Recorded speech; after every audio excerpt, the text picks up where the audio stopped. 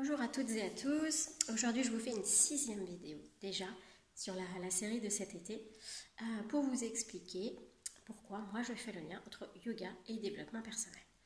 Donc bonjour, pour ceux qui ne me connaissent pas, je suis Sharon Komanti, professeure de Hatha Yoga sur Liverdun, Custine, professeure aussi de yoga de la femme sur Maxéville dès la rentrée de septembre 2022.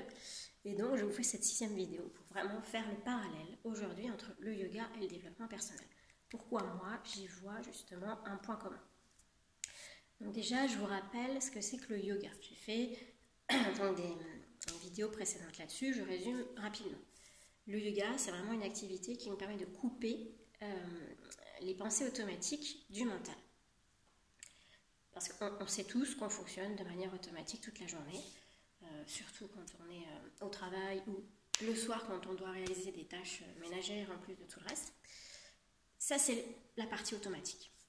Le yoga nous fait sortir de ça par la prise de posture.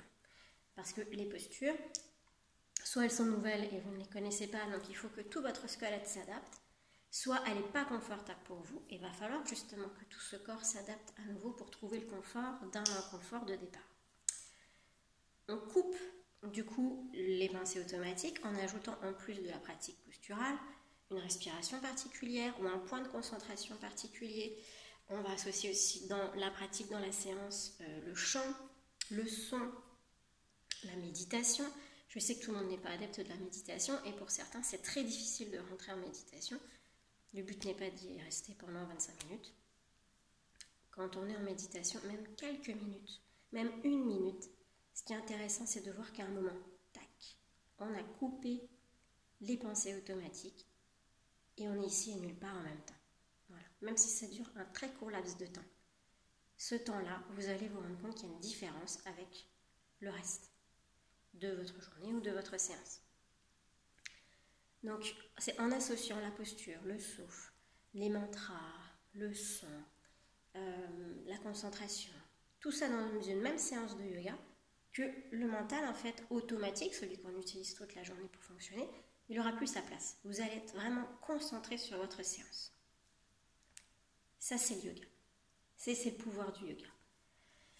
Du coup, en coupant ce mode, en fait, automatique, on accède à une autre partie de notre cerveau, à d'autres parties, qui est beaucoup plus inconsciente. Et c'est cette partie inconsciente qu'on écoute avec la pratique.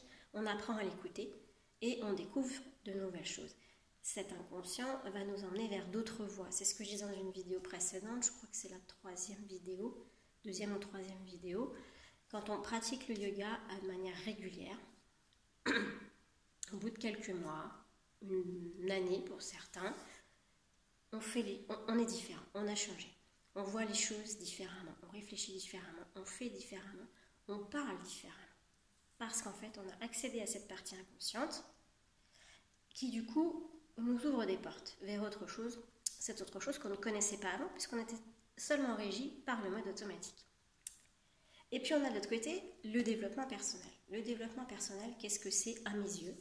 C'est une technique. Enfin, c'est un ensemble de techniques. Enfin, globalement, c'est une technique, mais qui peut se prendre par différents bouts. Au niveau physique, au niveau énergétique, et j'en passe. Mais le développement personnel au sens large, c'est vraiment une pratique qui va permettre à la personne d'aller chercher ses potentiels, de les valoriser, et aussi de dire je veux ça, je ne veux plus ça, je suis ça, je ne suis plus ça. Comme je disais dans la vidéo précédente, on ne s'identifie plus à qui on est au travail, à qui on est dans une famille ou au travail qu'on fait. On est qui au plus profond de notre cœur. Le développement personnel permet d'aller chercher au plus profond. C'est comme si, grâce en fait, au yoga, c'est la même chose. Grâce au développement personnel, on écoute cette partie inconsciente de nous. Qui on est, ce qu'on veut plus, ce qu'on voudrait, ce qu'on aspire, ce qu'on rêve. Parce que le développement personnel, c'est fait pour aller chercher ses potentiels et pour pouvoir répondre justement à ses rêves et pour que la qualité de notre vie soit bien meilleure. Et pour qu'on puisse vivre ce que moi j'appelle notre mission de vie. Que vous croyez ou pas à l'incarnation, il faut savoir que la vie est comme un jeu et que nous avons toutes et tous un rôle sur le plateau de jeu. Nous sommes tous et toutes venus avec des missions à remplir. Et ce développement personnel, justement, nous permet en fait de vraiment accéder à ses potentiels, à ce pourquoi on est venu, et du coup faire en sorte qu'on fasse ce qu'on aime de nos journées, qu'on soit qui on a envie d'être, et pas parce que, comme je dis dans la première vidéo, il y a l'éducation, il y a les parents qui nous ont moulé, la société. Là, quand on commence à rentrer dans la partie inconsciente et écouter le chant de notre cœur, de notre âme, c'est vraiment pour être qui on veut et vivre ce qu'on veut. Du coup, la vie est bien plus belle. Donc pourquoi j'associe le yoga au développement personnel? Parce qu'en fait, c'est exactement la même chose. Comme je vous disais, le yoga, on coupe le mode automatique, on accède à l'inconscient par différentes pratiques, posture, respiration, méditation, etc. Et le développement personnel, par d'autres techniques, enfin par plein de techniques différentes, eh bien on va aller chercher ses potentiels, on va essayer d'aller valoriser notre vie, trouver ce qu'on veut et qui on est pour rendre notre vie meilleure. Et en fait, on ne peut accéder que à ses potentiels si on met le mode pause de côté, celui qui dit mais tu n'y arriveras pas, t'es bonne à rien, et puis c'est pas ça que tu dois faire, mais plutôt d'écouter le côté vraiment qui nous permet en fait d'écouter notre cœur au plus profond. Et bien c'est exactement la même chose qu'en yoga. On coupe l'automatique, on laisse libre cours à l'autre partie du cerveau, à l'inconscient, à cette petite intuition qui est toujours au fond de nous, qui ne nous quitte jamais, qui nous parle en permanence, mais on ne l'entend pas parce que la grosse voix du mental et de l'ego qui crie derrière. Donc le but c'est de calmer un peu l'ego, laisser l'intuition vraiment s'exprimer pour pouvoir réaliser notre vie de rêve. Voilà. Donc c'est pour ça que c'est très important. C'est pour ça que moi je les associe. Le yoga pour moi est une technique de développement personnel. Vous pourriez utiliser d'autres techniques comme une pratique sportive, comme si par exemple la course à pied, vous courez à 30 km 3 fois par semaine par exemple. Il y en a d'autres qui vont se mettre dans la peinture et faire de l'art-thérapie aussi pour aller chercher ce qui vibre à l'intérieur. Peu importe la technique et peu importe l'accompagnant, la personne qui vous accompagne dans ce développement. Mais le yoga est une technique de développement personnel. Voilà. Parce que quand vous rentrez dans une salle de yoga, vous êtes tout seul, avec vous-même.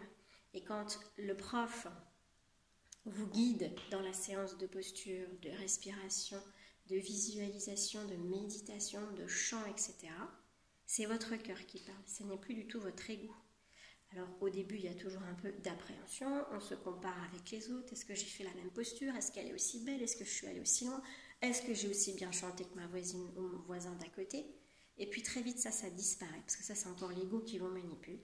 Très vite ça disparaît, c'est votre partie inconsciente qui chante, c'est votre partie inconsciente qui fait la posture, c'est votre partie inconsciente qui va dire stop, là aujourd'hui c'est ta limite, ou si aujourd'hui tu peux aller plus loin. C'est cette partie inconsciente qui va vous faire évoluer de semaine en semaine, de mois en mois dans la pratique et qui va ouvrir les portes de l'intuition. Donc, pour moi, le yoga est une véritable technique de développement personnel. Bien évidemment, j'entends bien que ça ne convienne pas à tout le monde. Chacun trouvera son chemin dans le développement personnel. En tout cas, c'est ce que moi je vous propose. Donc, je vous propose du Hatha Yoga. Donc, comme je disais dans d'autres vidéos, c'est le yoga le plus classique qu'on trouve en Occident.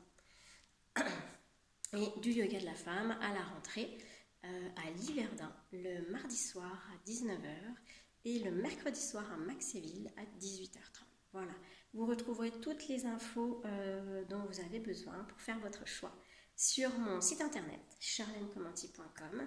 Vous pouvez aller voir mes vidéos YouTube, mettre un petit pouce aussi si ça serait sympa. Donc sur Charlène Comanti aussi. Et puis vous pouvez aussi me contacter par Facebook, Charlène Comanti, tout simple. Voilà, pour pouvoir me poser vos questions si vous le souhaitez avant la rentrée 2022. Voilà, sur ce, je vous embrasse et bonne journée. Ciao!